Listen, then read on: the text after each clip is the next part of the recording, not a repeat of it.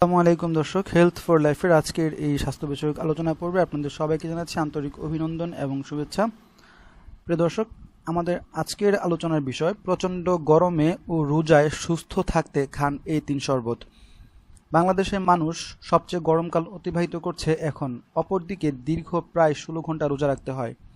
তাই এই দীর্ঘ সময় রোজা রাখার জন্য ডাক্তারেরা পর্যাপ্ত পরিমাণের পানীয় খাবার খাওয়ার কথা বলেন, কারণ তরল খাবার আপনার শরীরকে আর্দ্র রাখতে সাহায্য করবে এবং তার সাথে শরীরের কাজ সুষ্ঠুভাবে সম্পাদন করতে সাহায্য করবে। তাই দীর্ঘ সময় রোজা রেখে শরীরকে সুস্থ রাখতে পান করতে পারেন এমন 3টি পানীয় খাবারের কথা আমরা আজ আপনাদের এই ভিডিওতে বলছি।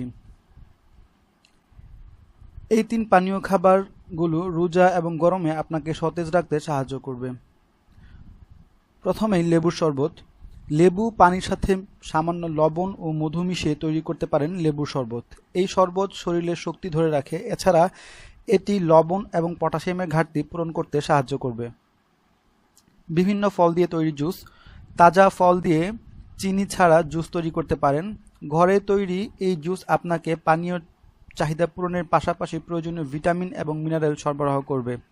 এই জুস তৈরিতে ব্যবহার করতে পারেন আম, মাল্টা, আনারস, বাঙ্গি, তরমুজ ইত্যাদি ফল। চিড়ার শরবত।